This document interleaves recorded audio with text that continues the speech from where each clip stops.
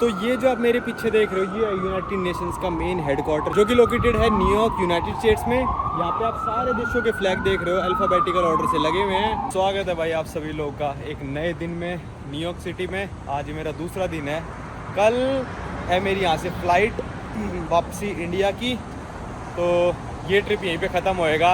सुबह के बजने लग रहे हैं भाई 12 और मैं आज थोड़ा लेट इसलिए निकला क्योंकि मेरे को आज था कि आज मैं आपको शाम को जाके ना टाइम स्क्वायर भी दिखाऊंगा। आज है भाई यूनाइटेड नेशंस के हेडक्वार्टर का टूर। तो भाई अभी बज रहे हैं सुबह के 12 और आज मेरा जो टूर है वो है यूनाइटेड नेशंस के हेडक्वार्टर का। जी हाँ, यूनाइटेड नेशंस आपको पता ही होगा जिसमें सारे दुनिया के सारे देश आगे बैठते हैं, डिस्कशन वगैरह करते हैं, वोटिंग करते हैं। जैसे अभी रशिया यूक्रेन कॉन्फ्लिक्ट चल रहा है उसमें भी देश वोटिंग कर रहे हैं कि रशिया सही कर रहा है गलत कर रहा है। तो यूनाइटेड नेशंस पूरे दुनिया के सारे देशों का गुट है, मतलब उसमें सारे देश हैं भी, सारे देश नहीं भी हैं, कई सारे रिकॉग्नाइज्ड टेरिटरीज नहीं हैं, कई सारी हैं। उन सब की बात हम वहीं पे करेंगे। तो यूनाइटेड नेशंस का जो हेडक्वार्टर है ना वो दुनिया में 3 जगह है, एक है न्यूयॉर्क, एक है जेनीवा और एक जगह और है वो मेरे को याद नहीं आ रहा, अभी देखता हूँ मैं ऑनलाइन कहाँ पे है। तो भाई न्यूयॉर्क में सबसे बड़े वाला हेडक्वार्टर है, तो हम वहाँ पे जा रहे हैं उसका टूर लेने और हेडक्वार्टर के अंदर जाएंगे हम। तो इसका टूर डेली होता है और 1 घंटे का टूर होता है, ज़्यादा कुछ नहीं दिखाते, थोड़ा बहुत अंदर ले जाके दिखाते हैं हेडक्वार्टर के। तो मैंने बुक करा था, वो कितने का पड़ा, कैसे बुक कर सकते हो, तो वो सब मैं वहीं पे जाके बताऊंगा। अभी मैं जा रहा हूँ भाई इस मेट्रो में, सामने मेरे हॉस्टल से निकलती आंगन इंडियन रेस्टोरेंट, पर अमेरिका में आके इंडियन खाने की नीड सी नहीं लगती मेरे को, क्योंकि अपना चिक-फिले और चिपोटले। आज सुबह से कुछ नहीं खाया तो आज चिक-फिले खाएंगे।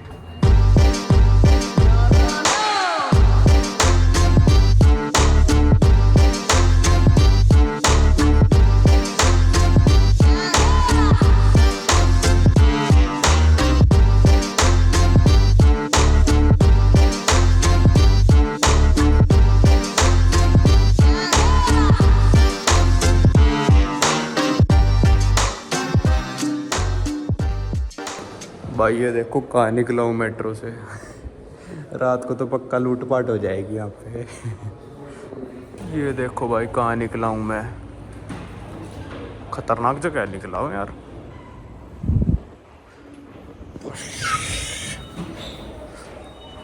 तो भाई यूनाइटेड नेशंस के हेडक्वार्टर तक जो सबसे नियरेस्ट मेट्रो स्टेशन मेरे को पड़ा वो पड़ा grand central station 42nd street पे, और जो टाइम स्क्वायर है वो भी 42nd स्ट्रीट पे है। वहाँ से मैंने मेट्रो चेंज करी थी और 42nd स्ट्रीट पे चल रही है मेट्रो तब से, तो 2 स्टेशन बीच में निकल गए, पर अभी मैं 42nd स्ट्रीट पे ही हूँ। तो ये बड़ा कंफ्यूजिंग है भाई न्यूयॉर्क में सारा, पर एक बार समझ में आ जाए तो बड़ा ईजी हो जाता है। और आप यूनाइटेड नेशंस के हेडक्वार्टर तक ना बस भी जाती थी, पर अगर मैं मेट्रो से एग्जिट करके फिर बस में बैठता फिर मेरे को $3 देने पड़ते। तो मैंने कहा नहीं, वॉकिंग कर लेंगे, 10 मिनट की वॉकिंग थी। पर अभी मैं उल्टा जा रहा हूँ क्योंकि चिक-फिला यहाँ पे है, पहले चिक-फिले खा लेता हूँ। मस्त चिकन सैंडविच होते हैं भाई, टॉप क्लास नंबर 1। और फिर हम वापस जाएंगे यूनाइटेड नेशंस के हेडक्वार्टर पे। उन्होंने कहा है कि 1 घंटा पहले आपको आना है, आपकी 3-4 बार सिक्योरिटी चेक करेंगे, ID कार्ड पूछेंगे। आज मैं लाइसेंस की जगह भाई मैं पासपोर्ट लेके आया हूँ, क्योंकि उन्होंने लिखा था कि वही ID कार्ड एक्सेप्ट करेंगे जो यूनाइटेड नेशंस के मेंबर्स ने आपको दिया होगा। तो वो तो दिल्ली गवर्नमेंट ने दिया है जो लाइसेंस है, पर पासपोर्ट इंडिया ने दिया है, तो मैं वो लेके आया हूँ पासपोर्ट। देखो ये रहा ग्रैंड सेंट्रल स्टेशन और ये बड़ी बड़ी बिल्डिंग। तो अभी मैं 42nd स्ट्रीट पे वॉक करने लग रहा हूँ। यहाँ पे कहीं पे चिक-फिला है, वो खाते हैं और चलेंगे फिर। पीछे देखो भाई न्यूयॉर्क है यार, न्यूयॉर्क। Yellow taxi. यहाँ पे ग्रैंड सेंट्रल स्टेशन के साथ में ही ना ये है समिट करके, इस बिल्डिंग के ऊपर जाके भी बहुत ही अच्छा आपको 360 डिग्री नज़ारा मिलता है। इसके अभी आप ऊपर जा सकते हो, मैं भी फ्यूचर में जाऊंगा तो मैं आपको दिखा दूंगा। तो ये भाई दिख भी नहीं रही बिल्डिंग अभी कैमरे में, इतनी ऊंची है भाई। ये भी 101 फ्लोर तक ऊपर लेके जाते हैं आपको इसमें।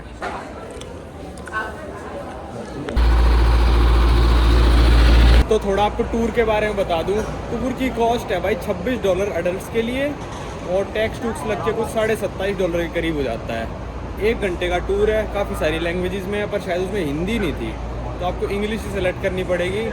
और टूर से 1 घंटा पहले लगभग आपको पहुंचना होता है अपने ओरिजिनल ID कार्ड के साथ। ID कार्ड नहीं है तो एंट्री नहीं मिलेगी। यूनाइटेड नेशंस के आप हेडक्वार्टर में एंट्री लेने जा रहे हो। टूर भाई लगभग सोल्ड आउट चलते हैं इसके, यूनाइटेड नेशंस के। दिन में कम से कम 25 टूर होते हैं, हर घंटे में भी नहीं, शायद हर 15 मिनट में एक टूर होता है। और 1 घंटा चलता है आपका टूर, और सैटरडे संडे को नहीं होता, और शायद हॉलीडेज़ वाले दिन भी नहीं होता होगा। सैटरडे संडे को तो बिल्कुल भी नहीं होता। तो उस हिसाब से आप प्लानिंग कर लेना। लिंक मैंने डिस्क्रिप्शन में दिया है, ऑनलाइन आप बुकिंग कर सकते हो और जा सकते हो। तो यूनाइटेड नेशंस के इस वाले हेडक्वार्टर के अलावा 3 और हेडक्वार्टर हैं, उनको रीजनल हेडक्वार्टर कहते हैं। सबसे बड़े वाला यही है और सबसे मेन वाला यही है जो न्यूयॉर्क सिटी में है। और जो 3 हेडक्वार्टर हैं, एक है जेनीवा स्विट्ज़रलैंड में जो सबसे पहले खुला था 1946 में, फिर खुला था भाई ऑस्ट्रिया में, वियना ऑस्ट्रिया में, और तीसरा वाला जो मेरे को सबसे शॉकिंग लगा वो है नायरोबी कीनिया में। तो इनको रीजनल हेडक्वार्टर कहते हैं। तो रीजनल अगर खोलना ही था तो एक इनको एशिया में भी खोलना चाहिए था, एशिया किसी देश में जैसे इंडिया में या फिर चाइना में या फिर मतलब किसी भी देश में खोलना चाहिए था, पर इन्होंने 2 यूरोप में खोल दिए। गोरे हैं ना भाई, और एक अमेरिका का चलो समझ में आता है, यूरोप में 2 बाजू बाजू कंट्री में क्या मतलब है खोलने का, पता नहीं, गोरे हैं इसलिए एशिया को तो इग्नोर ही कर दिया भाई। सामने देखो भाई वो फ्लैग दिखने लग गए हैं, तो सारी कंट्रीज़ के फ्लैग लगे हुए हैं। मैं सारा समझाऊंगा आपको कितनी कंट्री है, पर यहाँ पे देखो ये युगांडा का फ्लैग है बहुत बड़े वाला। तो यहाँ पे परमानेंट मिशंस एम्बेसीज़ के अलावा होते हैं permanent missions to United Nations. हर देश का परमानेंट मिशन यहाँ पे, यहाँ तक कि ओ साउथ कोरिया का एरिया, अच्छा ये तो रिपब्लिक ऑफ कोरिया पे देखो ऐसे लिखा है ना कि permanent mission to United nations. तो अगर चाहे इनकी एम्बेसी यहाँ पे ना हो पर परमानेंट मिशन हर देश के मिलेंगे। ये युगांडा हाउस है, तो इनका ये यूनाइटेड नेशंस को जो भी है सारा यहाँ पे युगांडा वाले करते हैं। नॉर्थ कोरिया से चाहे भाई यूएस की ना बनती हो, पर permanent mission of north Korea भी यहाँ पे अवेलेबल है न्यूयॉर्क में। ये देखो भाई ये है यूनाइटेड नेशंस की मेन बिल्डिंग, ये पूरा यूनाइटेड नेशंस का है। और यहाँ पे जो जितने फ्लैग लगा रखे हैं ना सारे अल्फ़ाबेटिकल ऑर्डर में लगा रखे हैं। तो अपना होगा ये रहा इंडिया का, यहाँ पे है, आइसलैंड के बाद आता है इंडिया अल्फ़ाबेटिकल ऑर्डर में, तो यहाँ पे इंडिया का लगा रखा है। अब हमको चेक इन करना है यहाँ पे इस रोड को क्रॉस करके 45th स्ट्रीट पे, और ये शायद फर्स्ट एवेन्यू होगा, पता नहीं क्या नाम है इस स्ट्रीट का। यहाँ पे हमको चेक इन करना है। अपने उस बिल्डिंग में जाने से पहले यहाँ पे आके आपको चेक इन करना होता है, विजिटर चेक इन ऑफिस। यहाँ पे सब कुछ चेक वेक करेंगे आपका। लो भाई इन्होंने ये दे दिया। अगर आप एक बंदे हंसने की कोशिश भी करी थी भाई मैंने, पर यहाँ फ़ोटो ही ऐसी आई। अगर आप एक बंदे आते तो ये देंगे, अगर एक बंदे नहीं आते तो आपके साथ जितने बंदे आ रहे हैं उनको ये नहीं मिलेगा, उनको रिस्ट बैंड मिलेगा। तो मैं कहूँगा कि अलग अलग बुकिंग कराओ। अब इसको छाती पे चिपकाना है अपनी टी शर्ट पे। अब उन्होंने कहा है अक्रॉस द स्ट्रीट जाके वहाँ से कहीं जाके सिक्योरिटी विक्योरिटी करा के फिर आप मेन बिल्डिंग में जाओगे। तो ये जो आप मेरे पीछे देख रहे हो ये है यूनाइटेड नेशंस का मेन हेडक्वार्टर, जो कि लोकेटेड है न्यूयॉर्क यूनाइटेड स्टेट्स में। यहाँ पे आप सारे देशों के फ्लैग देख रहे हो अल्फ़ाबेटिकल ऑर्डर से लगे हुए हैं। और अपने इंडिया का फ्लैग है ये रहा, ये अपने इंडिया का फ्लैग है बिल्कुल एंट्रेंस के पास ही। अब भाई जैसे आप सब लोगों को पता है कि मैं सारी कंट्रीज़ पूरी दुनिया में करने लग रहा हूँ, पर अगर आप गूगल पे सर्च करोगे तो यूनाइटेड नेशंस के जो मेंबर्स हैं वो हैं सिर्फ 193 कंट्रीज़, सोवरेन स्टेट्स, ठीक है 193 हैं। इन 193 कंट्रीज़ के अलावा 2 हैं जो कि कहते हैं ऑब्जर्वर स्टेट्स। उनका नाम है होली सी, जिसको कहते हैं वेटिकन सिटी, और दूसरी है स्टेट ऑफ पैलेस्टीन जो कि पैलेस्टीन है, ठीक है। अब हो गए पूरे 195। अब आप कहते हो ना अंकुर भाई तू कौन से 197 गिनने लग रहा है? भाई सबका अलग अलग सिस्टम है गिनने का। 2 ऐसी टेरिटरीज हैं जो कि एलिजिबल है मेंबरशिप के लिए पर वो मेंबर नहीं है। उनका नाम है कुक आइलैंड और न्यू आइलैंड। ये हैं भाई न्यूजीलैंड के अंडर दोनों, और ये अभी तक मेंबर्स नहीं है। मैं इनको मानूंगा भी नहीं क्योंकि भाई न्यूजीलैंड गवर्न करता है। अब आप कहोगे भाई 195 हो गए, 2 कौन सी कंट्रीज़ हैं जो तू गिन रहा है पर यूएन के मेंबर्स नहीं है? वो यूएन के मेंबर इसलिए नहीं है क्योंकि कई सारी कंट्रीज़ उनको रिकग्नाइज़ नहीं करती, बहुत कम कंट्रीज़ रिकग्नाइज़ करती है, बहुत सारा पॉलिटिकल खेल है। उन 2 का नाम है, एक का नाम है ताइवान और एक का नाम है कोसोवो। तो ये दोनों जो कंट्रीज़ है, आप सोच लो आप कोसोवो कितनी बड़ी कंट्री है और ताइवान कितनी बड़ी कंट्री है, इनको मेंबर स्टेट क्या ऑब्जर्वर स्टेट के रूप में भी यूएन ने नहीं रख रखा। पर मैं इनको गिनता हूँ भाई, बिल्कुल अलग सरकार है, बिल्कुल अलग करेंसी चलने लग रही है, और मतलब एक तरह से आप कह सकते हो कि दोनों इंडिपेंडेंट है। तो आप चाहो 193 कंट्री गिन सकते हो, चाहो 195 गिन सकते हो, चाहो 197 गिन सकते हो। और कल की वीडियो में मेरे बड़ा ही मैंने कहा था कि भाई सिक्योरिटी का पंगा। देख लो भाई गार्ड्स खड़े मेरे पीछे, मैं वीडियो बनाने लग रहा हूँ, किसी ने मेरे को आके नहीं टोका। हर चीज़ को सिक्योरिटी का मैटर बना के जो हमारे देश में टाला जाता है उसको हमको बंद करना पड़ेगा और सच में सिक्योर करना पड़ेगा अपने देश को। पता नहीं बहुत सारे लोग अब इसको भी पॉलिटिक्स से जोड़ देंगे, मेरे को कोई फ़र्क नहीं पड़ता, पर मैं आपको सिक्योरिटी दिखा रहा हूँ। यूनाइटेड नेशंस के बाहर खड़े होकर मैं वीडियो बनाने लग रहा हूँ और कोई मेरे को आके नहीं टोक रहा है। तो अब आपको कंट्रीज़ का थोड़ा समझ में आ गया कि 193 कैसे है, फिर 195 कैसे है, फिर 197 मेरे हिसाब से कैसे हैं। और जो मेरे आइडल है, मतलब आइडल नहीं कहूँगा, मतलब मैं जिस बंदे को देख के मैंने कहा कि हाँ 197, वो था ड्रूबिंस्की। उसने 197 करी और ज़्यादातर जो ट्रैवलर्स हैं ना 197 ही मानते हैं। तो मैंने भी 197 का यार पाल लिया। तो कुछ ऐसा मेरे को था नहीं कि 195 करूँ या 193 करूँ। और अगर मैं 193 करने लग गया तो भाई कई सारे लोग कहेंगे भाई तू मुस्लिम से हेट करता है, तू पैलेस्टीन को नहीं गिर रहा।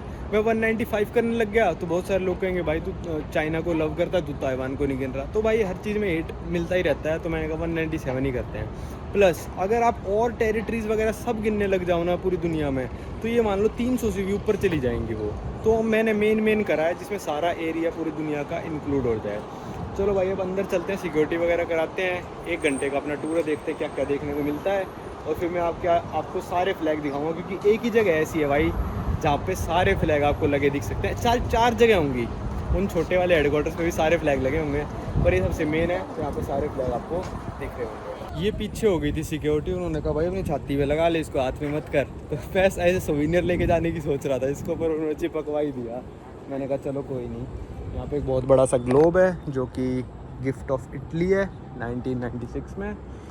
यहाँ पता नहीं क्या है, एक ये बंदूक सी लगा रखी है उन्होंने, जिसकी मतलब जो बंदूक की क्या कहते हैं नली, उसको ऐसे मोड़ दिया कि भाई नॉन वायलेंस के लिए। ऑफ कोर्स सी बात है, ये लग्जमबर्ग ने गिफ्ट दिया है 1988 में नॉन वायलेंस का। अब देखो मैंने वहाँ पे सिक्योरिटी कराई, सिर्फ सिक्योरिटी चेक पॉइंट पे लिखा था यहाँ पे फोटोग्राफी वीडियोग्राफी नहीं करनी है। अब अंदर आके आप कुछ करो, यहाँ पे नाचो, ठीक है। तो इसको कहते हैं भाई सिक्योरिटी, जो कि मतलब हवा नहीं बनाना है और सच में सिक्योर करना है भाई। यहाँ पे लिखा है #UNGA, मतलब यूनाइटेड नेशंस जनरल असेंबली।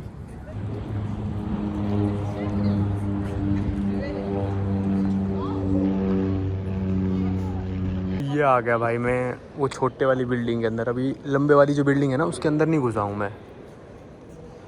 ये आ गया, ये क्या है, कौन है ये? ओ नेल्सन मंडेला। मैं पहचान गया था, मेरे को एकदम से नाम याद नहीं आ रहा था। गिफ्ट ऑफ साउथ अफ्रीका 2018 में दिया है। अब ये क्या है, अलग अलग देशों ने गिफ्ट दे रखे हैं जो कि यहाँ पे इन्होंने सजा रखे हैं। ये स्वीडन ने दिया है, गिफ्ट ऑफ स्वीडन। भाई यहाँ पे लगा रखी है सारी secretary general of United nation जो भी रहा है आज तक, उनकी फ़ोटो। आपको पता होगा बान की मून है अभी शायद सेक्रेटरी, या पता नहीं छोड़ दिया। पर ये सारी की सारी मैं देख रहा कि यार कौन से देश के बंदे रहे हैं सेक्रेटरी जनरल, पर सबके नीचे लिख रखा था इस्लामिक रिपब्लिक ऑफ ईरान। क्योंकि ये जो कारपेट टाइप पे ना बना के कारपेट पे दे रखा है, ये कारपेट है, ये फ़ोटो नहीं है, कारपेट है। हाथ भी लगा सकता हूँ पर मैं छोड़ो कोई टोक देगा।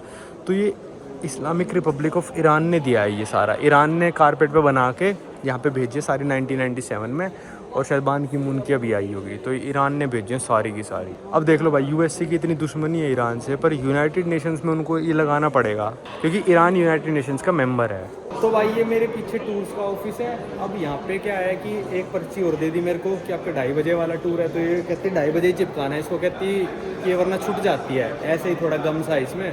तो मैंने इससे पूछ लिया, अब मान लो जहाँ तक मैं अभी खड़ा हूँ ना, यहाँ पे नीचे सोविनियर शॉप वगैरह ये वो काफ़ी सारी चीज़ें हैं, वो अभी देख के आ जाते हैं, फिर टाइम बच जाएगा हमारा। तो मैंने पूछ लिया भाई बिना टिकट के यहाँ तक अंदर आ सकता है? तो कहती कोई भी बंदा आ सकता है, कोई रिस्ट्रिक्शन नहीं है। अगर यहाँ तक आपको अंदर आना है बिना टिकट लिए आप आ सकते हो। $26 भी आपको खर्च करने की ज़रूरत नहीं है। पर आप मेन बिल्डिंग में नहीं जा सकते, इस जगह से आगे नहीं जा सकते, जहाँ तक मैंने अभी तक दिखाया आपको वीडियो में। अब यहाँ से एंट्री करने के बाद यहाँ पे नीचे आप जा सकते हो, बुक्स, गिफ्ट, स्टैम्प्स, टॉयलेट्स। पानी पी लेता हूँ फिर यहाँ पे जाके।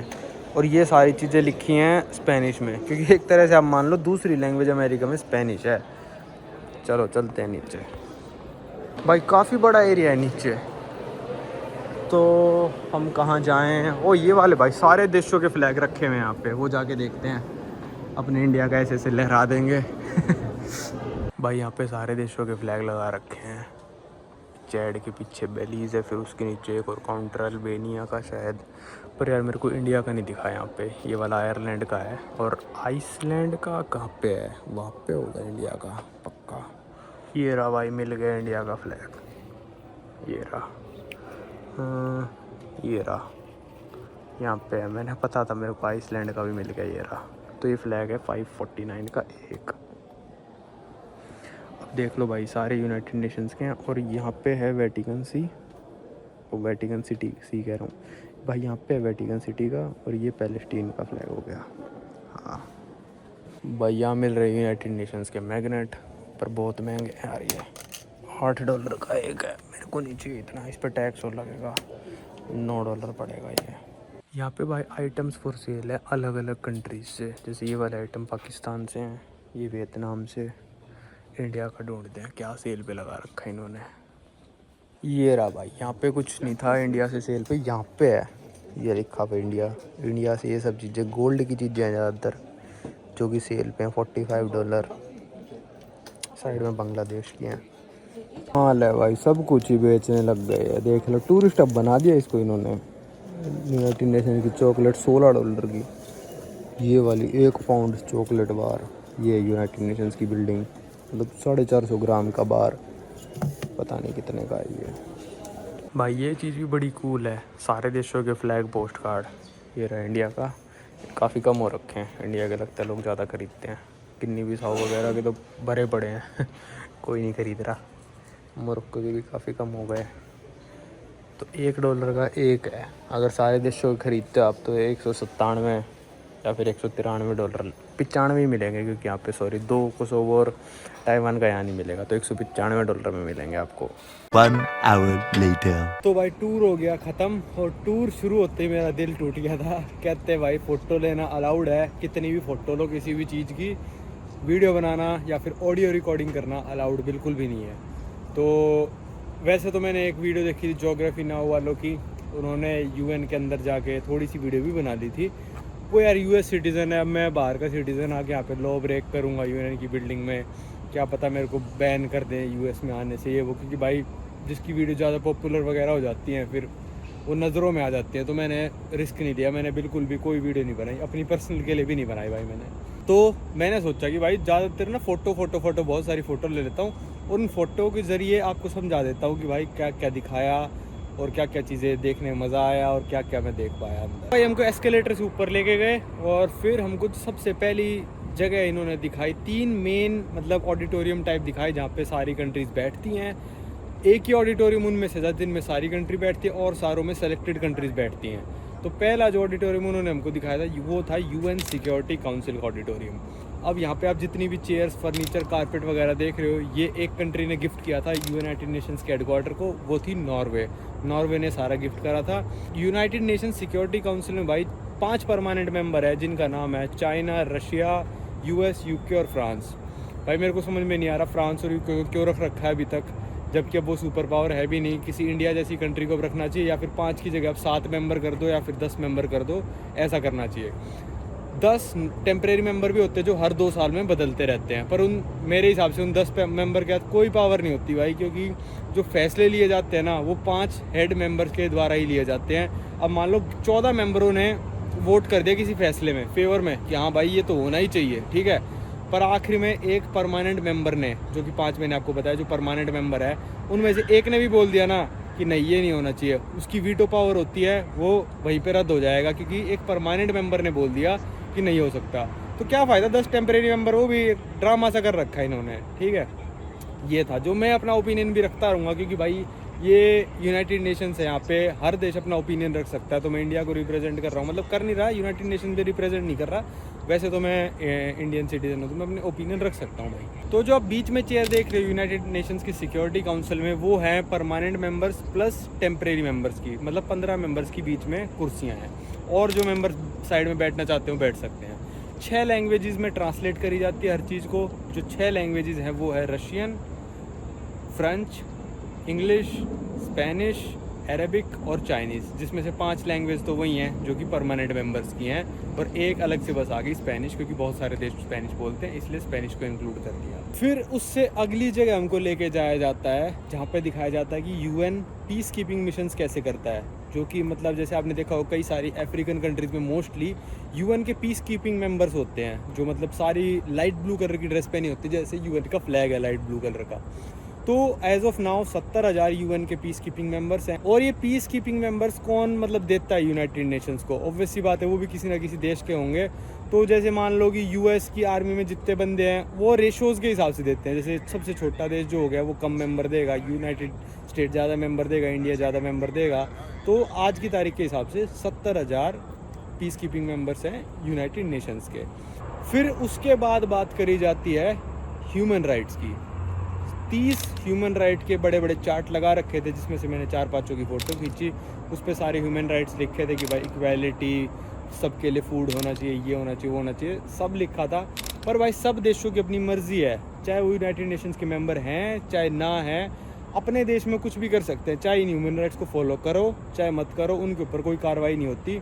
बस ये है कि सवाल उनके ऊपर उठा सकते हैं दूसरे देश आगे, जब यूनाइटेड नेशंस के मतलब जो असेंबली में लोग बैठेंगे, डिस्कशन वगैरह होएगा, तो सवाल उठा सकते हैं कि आप ह्यूमन राइट्स को अच्छे से फॉलो नहीं कर रहे।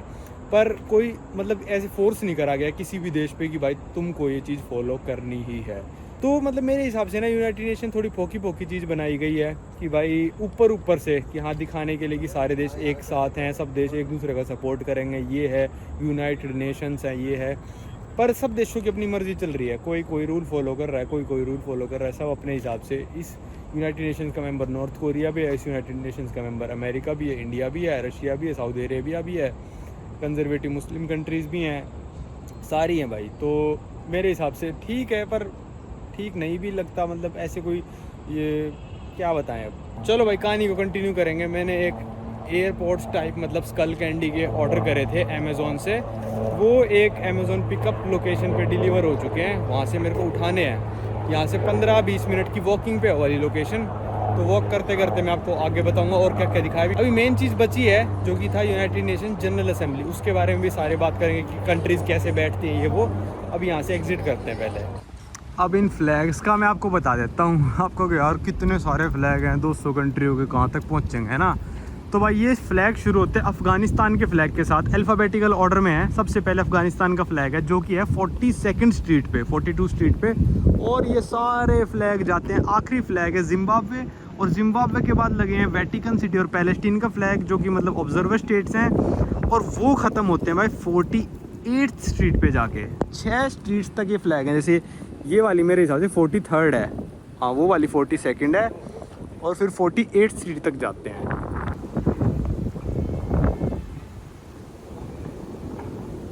फिर भाई अगले चैम्बर में हम गए, United Nations social and economic मतलब चैम्बर टाइप का है, उसको असेंबली कह लो, चैम्बर कह लो, कुछ भी कह लो। तो उसमें तो ज़्यादा कुछ नहीं दिखाया, उसमें सब कुछ मतलब ये है कि सारे देशों को डेवलप करना है, ये करना है, वो करना है। तो इसका जितना भी फर्नीचर था ये सारा गिफ्ट करा था स्वीडन ने। सॉरी भाई मैंने गलत बोल दिया, 48th स्ट्रीट से फ्लैग स्टार्ट होता है, 42nd पे जाके ख़त्म होते हैं। यहाँ पे सबसे पहला फ्लैग अफ़गानिस्तान का होगा। तो यूनिसेफ के बाद जो हमारा फाइनल जो हमको चैम्बर देखना था वो था सबसे मेन वाला, जहाँ पे सारे देश बैठते हैं एक साथ। और एक ही ऐसा चैम्बर है जहाँ पे यूनाइटेड नेशंस का लोगो लगा हुआ है, क्योंकि एक ही एक पूरा चैम्बर है जिसमें सारे देशों को बैठने की अनुमति है, सारे के सारे 193 + 2 ऑब्जर्वर स्टेट्स। तो ये था यूनाइटेड नेशंस का जनरल असेंबली। पर इससे पहले इन लोगों ने हमको दिखाया कि ये देखो कितना ज़्यादा बजट स्पेंड होता है इस पे, ये इतना ज़्यादा बजट स्पेंड होता है भाई अपना मिलिट्री पे, और इतना सा बजट बस डेवलपमेंट वगैरह पे स्पेंड हो रहा है। भाई जिस देश में खुला हुआ है सबसे ज़्यादा मिलिट्री का बजट पूरी दुनिया का मिला दो ना, तब भी अमेरिका से कम रह जाता है। तो सबसे ज़्यादा अमेरिका स्पेंड करने लग रहा है, और इनके यहाँ पे यूनाइटेड नेशंस का हेडक्वार्टर है। फिर दूसरा एक चार्ट दिखाया कि भाई ये देखो, ये वाले देश हैं जो डार्क रेड में आ रखे हैं, इन्होंने ट्रीटी कर रखी है कि हम आज के बाद कभी मतलब फ्यूचर में या फिर अभी हमारे पास कोई भी न्यूक्लियर वेपन नहीं है, और हम कभी बनाएंगे भी नहीं, for the peace of the world. अब आप देखो पूर्वेशी देखो, जो 5 इनके परमानेंट मेंबर्स है यूनाइटेड नेशन सिक्योरिटी काउंसिल के, उन 5 ने कोई ट्रीटी नहीं कर रखी, और 5 के बाद न्यूक्लियर वेपन है। और ये पूरी दुनिया का ठेका लेके बैठे कि हम पूरी दुनिया में सिक्योरिटी मेंटेन करेंगे। तो भाई अब मेरे हिसाब से अब यूनाइटेड नेशंस के सिक्योरिटी काउंसिल को ना भाई या तो 9 मेंबर कर देने चाहिए या फिर 11 कर देने चाहिए। एक इंडिया को ऐड करना चाहिए, एक ब्राज़ील को ऐड करना चाहिए, और मेरे हिसाब से 2 मेंबर इनको लेने चाहिए अफ्रीका में से भी, क्योंकि साउथ अमेरिका को भी हमेशा छोड़ देते हैं लोग, और अफ्रीका को तो कोई कुछ समझता ही नहीं, तो उनको भी छोड़ देते हैं। तो ये मेरे को ऐसा फील हुआ कि अब या तो 7 मेंबर करो या फिर 9 करो, एटलीस्ट 7 तो करो ही। इंडिया और ब्राज़ील को तो लेना चाहिए अब इन लोगों को, और 9 या 7 मेंबर करके वीटो पावर भी हटा देनी चाहिए। क्योंकि भाई वही बात है यार, कब तक ये ड्रामा चलता रहेगा। ये तो एक मतलब ढकोसला सा था यूनाइटेड नेशंस, मेरे को तो पहले से ही पता है कि ढकोसला सा है, पर मैंने कहा चलो विजिट करके देख लेते हैं। अब आप आगे आगे देखते रहो। मैं हमको जाना 57th स्ट्रीट पे अपने स्कल कैंडी की ईयरफोन्स लेने। हम आ गए अभी 52nd स्ट्रीट पे वॉक करते करते, तो 5 स्ट्रीट बाद आएगा। अब बात करते हैं कि जैसे अब यूएन जनरल असेंबली में देख रहे हो सारे की सीट है, तो भाई कौन मेंबर कहाँ बैठेगा। ऐसा नहीं है कि भाई जो पहले आ गया वो पहले बैठ जाएगा, जो बाद में आया लेट हो गया बाद में बैठेगा, ऐसा नहीं होता। हर साल ये सीटिंग अरेंजमेंट चेंज होती है। आज सबसे आगे बैठ रहा है नॉर्थ मैसेडोनिया और सबसे आखिरी में बैठेगा नाइजीरिया। मतलब अल्फ़ाबेटिकल ऑर्डर है पर वो साथ के साथ चेंज होता रहता है। अब देखो मैंने फ़ोटो खींची है, इंडिया कहाँ बैठा है। अब किसी ना किसी टाइम पे इंडिया सबसे आखिरी में बैठेगा और इंडिया सबसे आगे भी बैठेगा, तो सब लोगों को मौका मिलता है इक्वल। यूनाइटेड नेशंस की जनरल असेंबली में एक साथ 2000 लोग तक बैठ सकते हैं। प्लस इसमें हर मेंबर स्टेट को 3 सीट दी गई हैं डेलीगेट्स के लिए। मतलब मान लो किसी का प्रधानमंत्री, प्राइम मिनिस्टर, किंग, क्वीन कोई आ रहा है। 3 मेन बंदों के लिए जो ग्रीन कलर की सीट है जिसमें हेडफोन्स वगैरह भी सब कुछ है, और जो उनके पीछे 3 सीट हैं ब्लू कलर की, वो है उनके रिप्रेजेंटेटिव्स के लिए, जो मतलब उन 3 लोगों के साथ डेलीगेट्स के साथ जो भी आ रहे हैं उनको पीए वगैरह, जो उनके बाद 3 मेन बंदे हैं उनके लिए। तो हर देश को 6 सीट असाइन करी गई हैं यूएन की जनरल असेंबली में। ये था भाई पूरा यूनाइटेड नेशंस के हेडक्वार्टर्स का टूर। आप बताना आपको कैसा लगा, कुछ इन्फॉर्मेशन मिली आपको सीखने लायक या नहीं मिली। और भाई मैंने जितना कोशिश हो सकी मैंने समझाने की कोशिश करी बाय द फोटोज़, क्योंकि वीडियोस बनाना अलाउड नहीं था। अब हम पहुंच गए 54th स्ट्रीट पे। 3 स्ट्रीट बाद हमको अपने एयरपोर्ट्स लेने हैं। भाई न्यूयॉर्क में भी ऐसे सब्जी मंडी लगा रखी है इसने रोड पे। भाई बारिश आ गई यार। कि कौन सी स्ट्रीट पे आ गया मैं? 55th पे आया हूँ। 2 स्ट्रीट और जाना है भाई। शिट जल्दी से पहुँच जाऊँ, अंदर बैठूँगा फिर उनके। भाई मैं भी सच में यूनाइटेड नेशंस के अंदर जब टूर चल रहा था ना, मैं सोच रहा था भाई सेंट्रल पार्क में जाके ना अभी लोट मारूंगा, लेटूंगा, सोऊंगा पार्क में जाके भाई। पर ये देख लो बारिश ही आ गई, अब तो कहाँ ही लोट मारेंगे भाई। ये आ गई होल फूड्स मार्केट। अब मैंने इस पे अपना कोरियर करा रखा है। अब आप कहोगे भाई होल फूड्स मार्केट पे तूने कैसे कोरियर करा दी, ये क्यों तेरा पार्सल रखेंगे? तो भाई अमेज़ोन आपको ऑप्शन देता है यूएस में भी और इंडिया में भी, कि अगर आप अपने घर पे डिलीवर नहीं कराना चाहते तो काफ़ी सारी लोकेशंस होती हैं उन पे डिलीवर करा सकते हो। मैं करा तो टाइम स्क्वायर वाले पे रहा था, पर क्या दिक्कत क्या हुई कि उस पर डिलीवरी जल्दी नहीं हो रही थी। मेरी कल की फ़्लाइट है तो यहाँ पे डिलीवरी दिखा रहा था कि आज ही हो जाएगी, तो मैंने कहा इस वाले पे कर देते, कोई नहीं थोड़ा चल के चले जाएंगे। और भाई कई जगह होगा 24 घंटे खुले रहते हैं, लॉकर होते हैं, सड़क पे ही होंगे लॉकर होंगे, पिन कोड भरो आपका डब्बा खुलेगा और आप पार्सल ले लो। कई जगह होता है भाई कि छोटी सी दुकान होगी उसमें जाके आप बताओ तो आपका पार्सल रख लेते हैं, अमेज़ोन वालों से पैसे लेते हैं। कई ऐसी बड़ी बड़ी मार्केट होती हैं कि जहाँ पे आपका पार्सल रख लेंगे, या तो इसके अंदर लॉकर भी हो सकते हैं, क्या पता लॉकर्स हों, क्या पता आपको काउंटर पे जाके बताना पड़े, वो बार कोड आपके अमेज़ोन ऐप पे आ जाएगा। चलो देखते हैं इसके अंदर क्या है। भाई ये पूरी मार्केट है, इन्होंने मेरे को बोला है कि ऊपर चले जाओ, वरना मैं तो ढूंढता ही रहता कि कहाँ पिकअप करना है। ये देखो भाई अमेज़ोन के पैकेज ही रखे हैं यहाँ पे, अपना बार कोड दिखाऊंगा और दे देंगे। लो भाई देखो ये आ रखा मेरे नाम से यहाँ पे ऑर्डर, और सोइयों ऑर्डर रखे हुए हैं भाई वहाँ पे। यहाँ पे खोलते हैं बैठ के आराम से, कुछ पी भी लेते हैं आराम से, थोड़ा रेस्ट सा मारते हैं। भाई ये वाले ईयरफोन्स है जो मैंने मंगाए थे, 40 घंटे की बैटरी लाइफ है। ये $40 प्राइस था और फिर $3 और टैक्स लगा तो $43 के पड़े हैं। मॉडल नंबर आप चेक कर लेना इंडिया में कितने के। मैंने चेक करा तो शायद 7,000 रुपये के आ रहे थे, पता नहीं ऑफ़र में कम के भी आ जाते, पर यहाँ पे आधा रेट था इनका बिल्कुल ही। पता नहीं यार, मॉडल नंबर कहीं लिखा नहीं हुआ। चलो छोड़ो, क्या करोगे चेक करके। भाई ये वाले नकली मैंने कोलंबिया से खरीदे थे, ये असली स्कल कैंडी के हैं। काफ़ी भारी और काफ़ी बड़े हैं यार ये वाले, पर चलो कोई नहीं, चलने चाहिए बढ़िया, क्योंकि इनमें छन छन छन ज़्यादा है, कान ना ख़राब हो जाएं।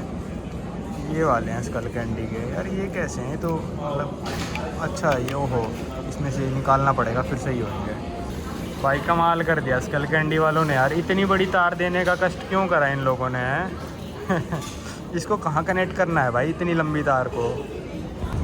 भाई मैंने डिसाइड करा कि टाइम स्क्वायर तक मैं वॉक ही कर लूँगा। आधे घंटे की वॉक थी यहाँ से, पर $3 की मेट्रो टिकट बचा लूँगा, फिर वो $3 मैकडॉनल्ड्स में कॉफ़ी पे दूंगा मैं। ठंडी ठंडी कॉफ़ी पीने का मन कर रहा है, कैरेमल वाली। लो भाई मेट्रो की टिकट बचा के कॉफ़ी पियेंगे। थोड़ी सी महंगी पड़ी मेट्रो की टिकट से, पर कोई नहीं। Extra cream, extra sugar, extra milk डलवाया मैंने। आज कैरेमल की जगह फ्रेंच वेलिना वाला ट्राई करते हैं। $3.5 की पड़ी भाई ये।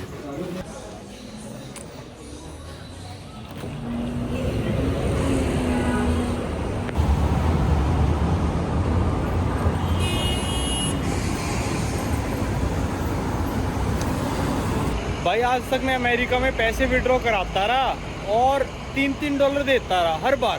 बैंक ऑफ अमेरिका $3 लेता है, चेज का जो ATM है वो $3.5 लेता है, और वेल्स फार्गो भी शायद $3-3.5 लेता है। आज मैं तुक्के में ऐसी सिटी बैंक वाले में घुस गया, तुक्के में बस ऐसे कि चल यार देख लेते हैं ये क्या करता है। भाई बिना किसी चार्ज के पैसे निकाल दिए, बिना किसी चार्ज के। पर इन्होंने ना सारे मेरे को पुराने नोट दे दिए 100 के, जो पुराने आते थे। साइड में लगाता हूँ नया वाला और पुराने वाला। अब ये जो पुराने वाले अमेरिका में कोई भी मना नहीं कर सकता आपको, चाहे 1970 का नोट ले आओ, कोई मना नहीं करेगा।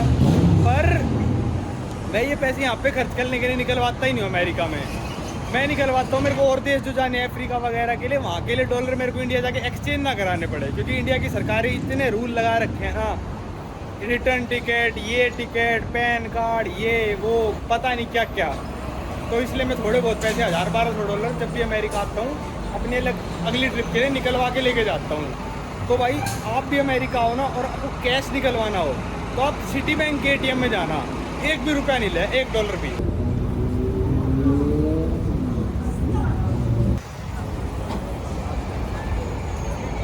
यार क्या शहर है यार न्यूयॉर्क, मतलब घूमते घूमते मन नहीं भरता यार।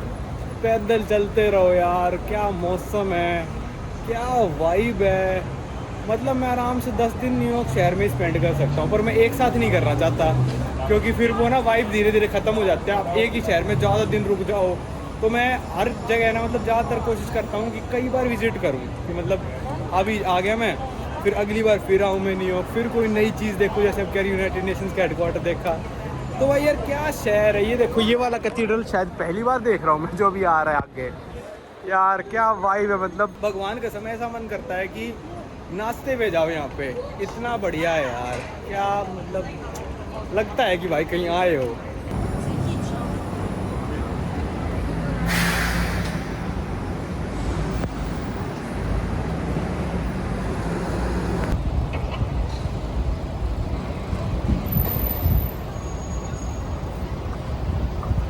और भाई काफ़ी सारे लोग मतलब कह देते हैं न्यूयॉर्क बहुत डर्टी है, मतलब कूड़ा पड़ा रहता है। यार आप देखो कहाँ दिख रहा है आपको कूड़ा, आप कहोगे कूड़ेदान, ये देखो कूड़ा पड़ा, भाई थैलियों में पैक है, वो सुबह लेके जाएंगे। हाँ थोड़ा गंदा है, पॉपुलेशन देखो यार आप, अमेरिका के हिसाब से पॉपुलेशन देखो यहाँ पे कितनी ज़्यादा है, और फिर आप साफ़ सफाई देखो। हाँ गंदे एरिया भी हैं, ऐसा नहीं है कि भाई पूरा न्यूयॉर्क चकाचक है, देखो यहाँ पे सिगरेट के बड़ पड़े हैं ये वो, पर हाँ भाई साफ़ सफाई है। और भाई मज़ा आता है घूमने में। मेरे को तो मेट्रो बहुत गंदी है भाई यहाँ की, ठीक है, बांस आती रहती है।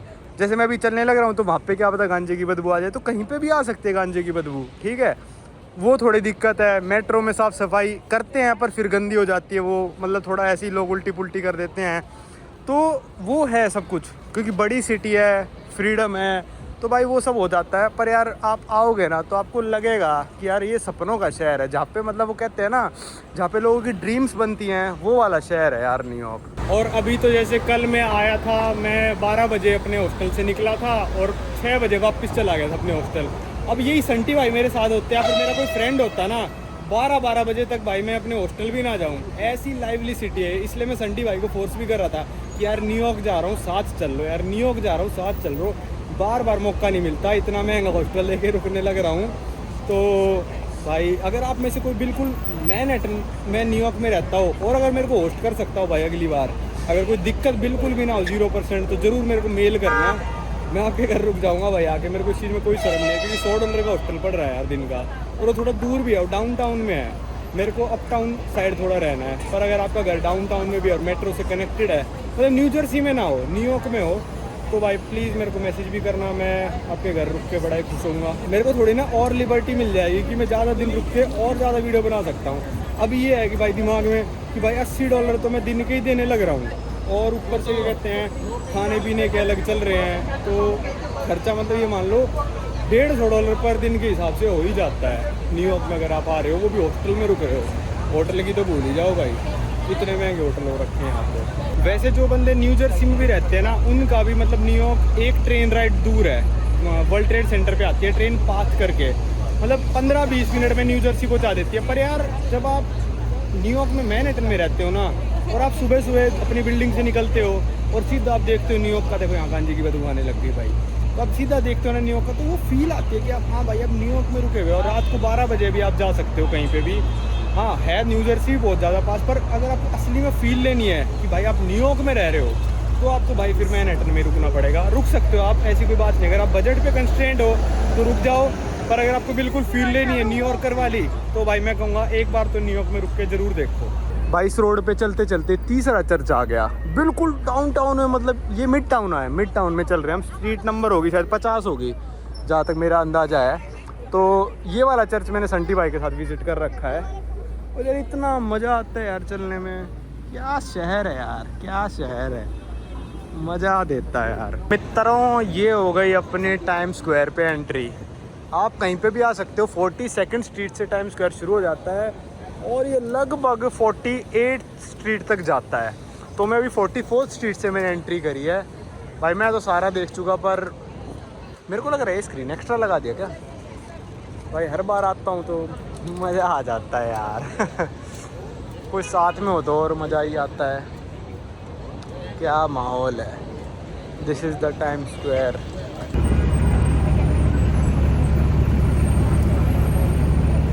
भाई क्या माहौल है, देख लो, ये है टाइम स्क्वायर।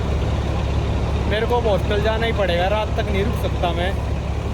और अगर आप लोग आओ तो क्या पता आपके लिए ज़िंदगी में एक ही बार आना हो, तो भाई आराम से रात के 12-1 बजे तक रुकना, आराम से यहाँ पे पावर बैंक वगैरह लेके आना अपना। तो मेरे को पता है मेरा दोबारा आना हो जाएगा, इसलिए मैं ज़्यादा फोर्स नहीं कर रहा अपने आप को यहाँ रुकने के लिए। और अभी गर्मियाँ चल रही है तो 8:30-9 बजे रात होएगी, तो अभी तो 5-5:30 हुए हैं। अभी मेट्रो लेके मेरे को तो जाना पड़ेगा वापस। मैं आप लोगों को दिखाने आ गया था बस। ओए भाई यहाँ पे कौन बनेगा करोड़पति का अमेरिकन वर्जन, मतलब अमेरिकन वर्जन का इंडियन वर्जन बना था, who wants to be millionaire. तो 1-2 बोर्ड एक्स्ट्रा लग गए यार, मेरे को ऐसा लग रहा है। या आप ये वाली बस का टूर भी ले सकते हो, ओपन बस टूर। ऊपर बैठना, पर नीचे तो कोई फ़ायदा ही नहीं है। मेरे को लग रहा है नीचे सीट भी नहीं होती होगी यहाँ साइकिल के लिए ना भाई, पर बहुत ही तेज़ जाते हैं साइकिल वाले। अगर आप स्लो चलाते हो तो मत चलाना, कोई टक्कर मार देगा आपको। चलो भाई न्यूयॉर्क के सफ़र को करते यहीं पे ख़त्म टाइम स्क्वायर से। कल सुबह मेरी फ़्लाइट है इंडिया के लिए, तो वो भी मैं इसी में डाल दूंगा। मैं एक चीज़ और दिखाना चाहता हूँ आपको कि एयर इंडिया जब से रतन टाटा ने ली है, यहाँ से फ़्लाइट में कोई बदलाव आया है, सर्विस में कोई बदलाव आया है, मतलब प्लेन में कोई बदलाव आया है, वो आया है नहीं। और एक रीज़न हो रहा है कि मैंने एयर इंडिया क्यों ली है, वो आपको मतलब इसी वीडियो में आगे देखने को मिल जाएगा। पर आज मैं भी बस मेट्रो लेके जाता हूँ वापस अपने हॉस्टल और रेस्ट करते हैं। एम्बुलेंस ने इतना शोर मचा रखा है, कान के पर्दे फट गए मेरे यहाँ बैठे बैठे। और पुलिस वालों ने साइकिल वाली लेन पे से चढ़ा दी थी गाड़ी एम्बुलेंस को रास्ता देने के लिए। भाई वो जो आप ऊपर देख रहे हो वो है बॉल, वो हर न्यू ईयर पे बॉल ड्रॉप होता है और यहाँ पे पूरी भीड़ लगती है, खड़े होने तक की जगह नहीं होती। तो देखते हैं यार किस न्यू ईयर पे आने का मौका मिलेगा। इस साल प्लान है मेरा, पर देखते हैं क्या होता है। ये देखो भाई ये स्टेशन कितना बड़ा बना रखा है, कितनी लाइनें जाती हैं यहाँ से। मैंने कल भी दिखाया था आपको सबवे के एंट्रेंस ऐसे बना रखे जैसे पता नहीं कौन सा शॉपिंग मॉल हो। सबवे, चलो यहाँ से अंदर। भाई बहुत ही भीड़ है यार।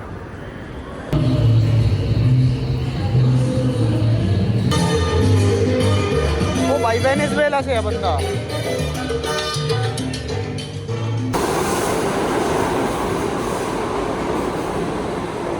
भाई यहाँ देखो, एक ये ट्रैक है, एक बीच में है और एक उस तरफ है, ठीक है। इन तीनों ट्रैक का समझाता हूँ मैं आपको। भाई ज़्यादातर इंडिया की मेट्रो में या फिर वर्ल्ड में क्या होता है कि एक मेट्रो ऊपर जाएगी, एक नीचे जाएगी, मतलब एक आगे जाएगी एक पीछे जाएगी, ठीक है। इसमें एक बीच का ट्रैक भी है और सेम आपको टोक्यो की मेट्रो में मिल जाएगा। जो ज़्यादा कॉम्प्लिकेटेड सिस्टम है ना उनमें ऐसा होता है। इसमें क्या है भाई, आपको ना बैठे बैठे भी दिखाई देगा कि आपके साइड में से ट्रेन चल रही है, आपके पैरेलल में चलने लग रही है, आपसे तेज़ जा रही है बहुत ज़्यादा और वो रुक भी नहीं रही कहीं पे, क्योंकि वो एक्सप्रेस ट्रेन होती हैं।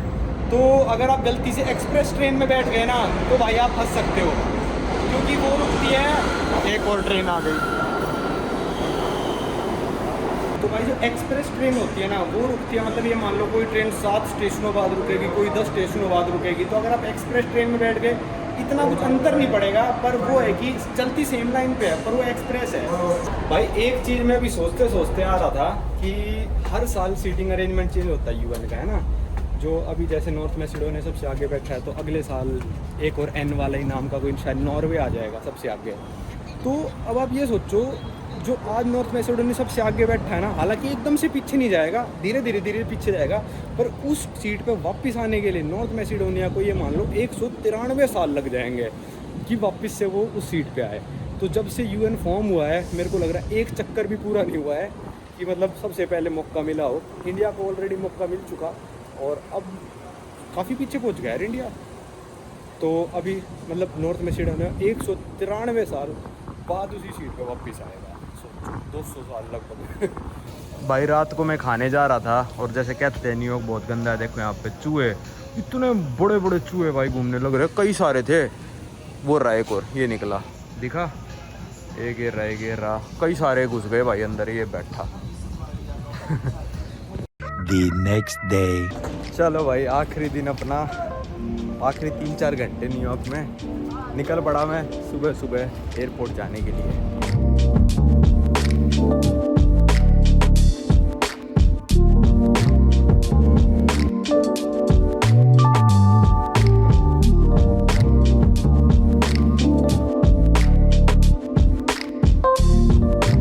भाई अगर आपको कभी भी पता करना हो ना कि कंडक्टर कहाँ रुकेगा, देखो जैसे कंडक्टर है ना, ये ऐसे बार लगा होगा, ठीक है, जिस पे लाइनें लगी होंगी, यहाँ पे कंडक्टर का कार रुकेगा। कंडक्टर यहाँ पे रुक के क्या करता है, और ऊपर से कंडक्टर देखता है इन कैमराज में कि भाई सब लोग अंदर चले गए या फिर नहीं गए, कौन कौन खड़ा है स्टेशन पे, कोई फंस तो नहीं गया। तो वो ओके करता है ना, तब ट्रेन आगे चलती है। तो अगर आप किसी भी स्टेशन पे हो और ये बार देख रहे हो आप लगा हुआ, तो मतलब वहाँ पे कंडक्टर का डिब्बा रुकेगा। देखो यहाँ पे बार लगा हुआ है, तो यहाँ पे कंडक्टर का डिब्बा रुकेगा मतलब।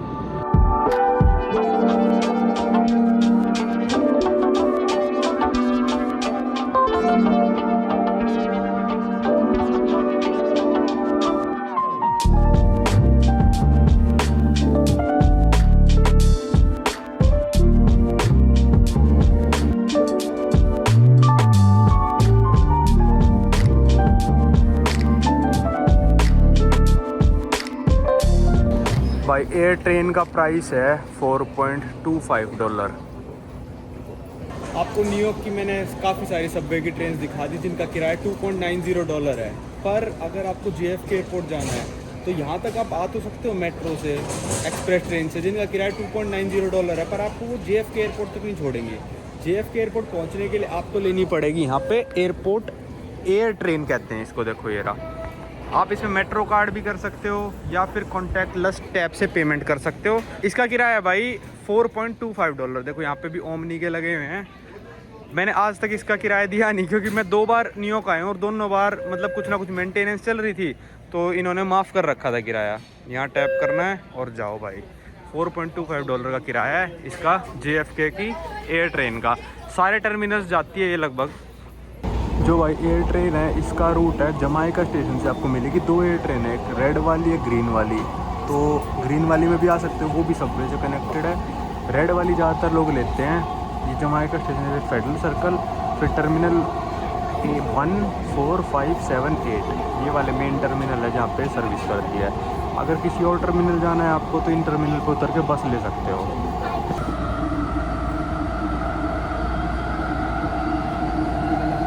Local shops and restaurants, family-friendly amenities, and iconic public art. भाई यहाँ मैं पहुँच गया टर्मिनल 4। बीच में टर्मिनल 7 पे रुकी नहीं ट्रेन, पता नहीं क्या है, या फिर मैं गानों में इतना बिजी हो गया कि मेरे को पता नहीं चला। तो भाई मेरे को अपने हॉस्टल से यहाँ तक पहुँचने में लगभग 1.5 घंटा लगा, जिसमें मैंने 3 ट्रेनों में बदल के आया हूँ मैं। पहली 1 नंबर ली, फिर E नंबर ली, फिर ये एयर ट्रेन। और टोटल किराया पता नहीं $3 शायद 2 बार कटे होंगे, क्योंकि एग्जिट भी करा था मैंने, या फिर क्या पता ना कटे हों। तो मोटा मोटा $10 लग जाता है JFK एयरपोर्ट तक आने का किराया। भाई बिल्कुल ही फुल जा रहा है यार प्लेन, एक भी सीट आगे की नहीं है, और मैं विंडो ही लेना पसंद करता हूँ। तो चलो 51 से ही काम चला लेंगे, कोई नहीं। यहाँ से भाई बोर्डिंग पास प्रिंट हो गया अपना, ये टैग भी प्रिंट हो गया। बोर्डिंग पास कहाँ है भाई? बोर्डिंग पास तो दे दो। आ गया। लो भाई यहाँ पे बैग डाल देते हैं, यहाँ रखा बैग, ठीक है। अब एयर इंडिया सेलेक्ट कर लो, एग्री कर लो, please remove your mask, verify कर ली। Irregular baggage, we are standing baggage. Tub में रखना पड़ेगा शायद, पता नहीं, चला गया अब तो, छोड़ो। टब था ही नहीं यहाँ पे, टब। ठीक है चलो। You have bag, your bags have been checked in your flight, thank for choosing, ensure all to. ठीक है भाई, हो गया मेरा बैग। चलो भाई, यहाँ से दिल्ली की फ़्लाइट की बोर्डिंग स्टार्ट हो चुकी है यार 1 घंटा पहले ही। अरे भाई टट्टी वाला प्लेन है बिल्कुल भाई, भगवान कसम इतनी गंदी फ़्लाइट मैंने नहीं देखी। देखना, ये देखो फटा पड़ा है सब कुछ, ये देखो।